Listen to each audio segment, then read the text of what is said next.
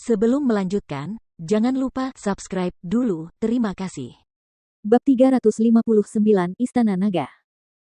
Huang Xiaolong menatap penuh cinta pada ribuan keping kristal darah naga di 4 pilar kristal. Dia gembira, perjalanan ini sungguh tidak sia-sia.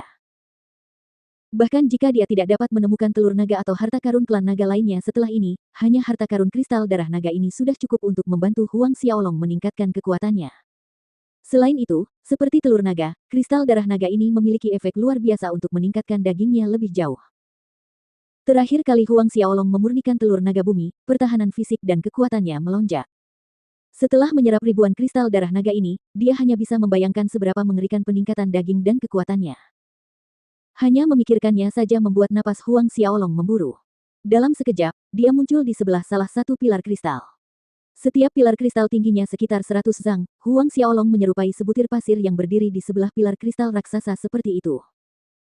Sekarang, dia harus memikirkan cara untuk mengeluarkan kristal darah naga dari pilar-pilar.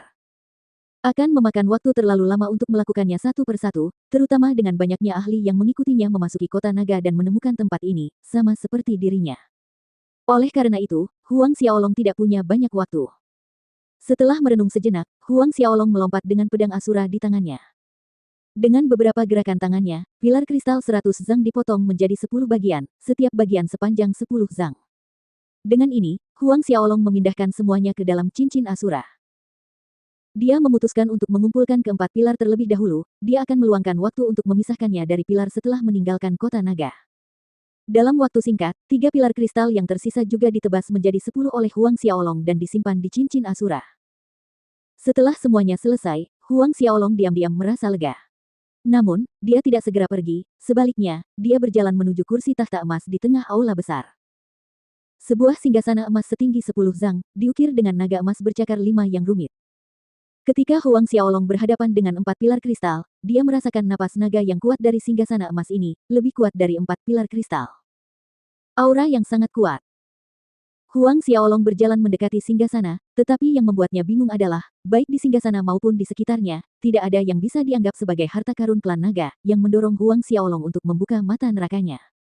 Ketika cahaya merah mata neraka bersinar di singgasana emas, Huang Xiaolong tercengang. Tersembunyi di bawah singgasana naga emas bercakar 5 itu adalah pintu masuk ke ruang lain. Napas naga yang sangat kuat itu berasal dari sana. Ini. Mata Huang Xiaolong berbinar saat dia dengan hati-hati memeriksa singgasana naga emas. Jika ada ruang independen, seseorang harus menggunakan array transfer spasial untuk masuk. Beberapa saat kemudian, tatapan Huang Xiaolong jatuh pada singgasana naga emas itu sendiri, jari-jarinya menelusuri tempat-tempat yang mungkin memicu aktivasi susunan spasial. Tepat ketika jari Huang Xiaolong menyentuh mutiara naga di mulut naga emas bercakar 5 itu, sinar cahaya keemasan meledak keluar dari bawah singgasana naga. Kekuatan hisap tiba-tiba menyelimuti Huang Xiaolong, dan dalam sekejap, pemandangan berubah di depan matanya, tiba di atas lautan yang luas. Melihat ke arah laut di bawah kakinya, Huang Xiaolong ragu sejenak sebelum menyelam, menuju ke dasar.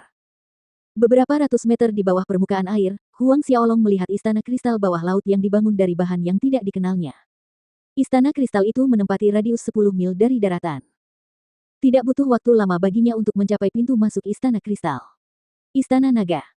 Huang Xiaolong mengangkat kepalanya, membaca kata-kata pada tanda yang tergantung di atas gerbang istana, bertuliskan kata-kata istana naga. Mungkinkah ini adalah tempat di mana salah satu ahli klan naga yang kuat berkultivasi? Huang Xiaolong terkejut. Dia telah membaca banyak naskah kuno, tercatat bahwa hanya istana para tetua klan naga yang layak disebut istana naga, sedangkan istana kaisar naga disebut istana naga kekaisaran. Pulih dari keterkejutannya, Huang Xiaolong menyeringai gembira. Dia tidak menyangka akan bertemu dengan ruang kultivasi tetua klan naga yang kuat. Di zaman dahulu, setiap tetua klan naga adalah master alam dewa, status mereka tidak dapat disangkal tinggi, belum lagi otoritasnya.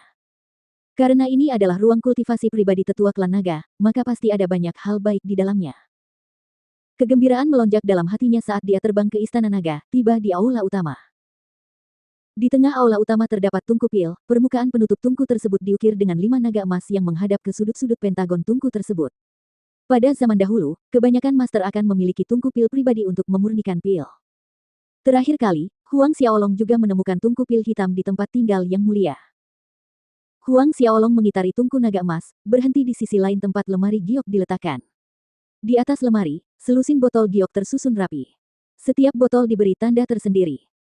Tatapan mata Huang Xiaolong melirik ke salah satu botol, lalu berseru kaget, pil naga langit. Nama yang tertera di dasar botol itu sebenarnya adalah pil naga langit.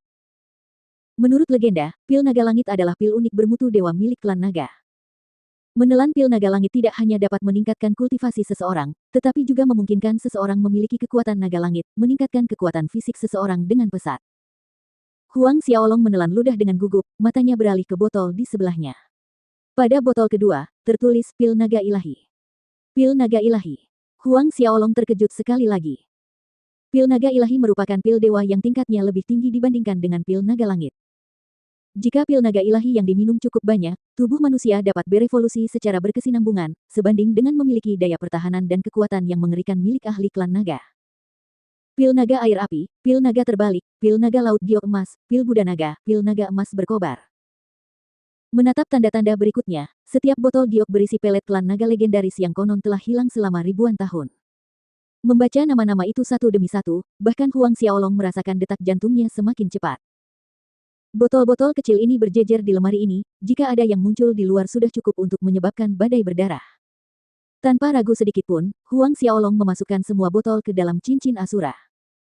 Barang terakhir yang ditemukan Huang Xiaolong di lemari giok adalah seni rahasia pemurnian pil yang disebut taktik pemurnian pil naga emas.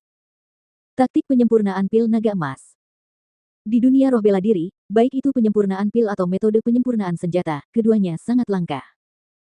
Masing-masing merupakan harta karun tersendiri, terutama keterampilan tingkat tinggi. Oleh karena itu, dilihat dari aspek lain, manuskrip kecil ini merupakan harta karun yang lebih berharga daripada pelet yang dikumpulkan Huang Xiaolong. Karena pelet-pelet itu akan hilang begitu diminum, tetapi dengan metode penyempurnaan pil ini, selama ia berhasil mengumpulkan bahan-bahannya, ia pasti bisa menyempurnakan pelet-pelet itu.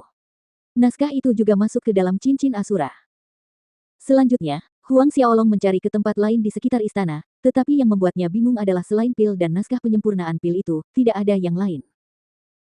Setelah memastikan tempat itu benar-benar kosong, Huang Xiaolong membawa tungku pil naga emas dan keluar dari istana naga, kembali ke aula awal dengan kursi tahta naga. Aku ingin tahu bagaimana keadaan Zhao Su, Duan Ren, dan yang lainnya, pikir Huang Xiaolong. Dia melompat, terus mencari harta karun lainnya. Sementara Huang Xiaolong sedang berburu harta karun, Chen Tianqi, Limolin, dan kelompok ahli lainnya akhirnya berhasil menembus pertahanan naga tulang mayat hidup dan memasuki kota naga. Melangkah ke kota naga, Chen Tianqi memimpin bawahannya di gerbang Asura dan mulai mencari harta karun. Beberapa waktu kemudian, mereka tiba di bangunan berbentuk segitiga yang sama tempat Huang Xiaolong menemukan kristal darah naga.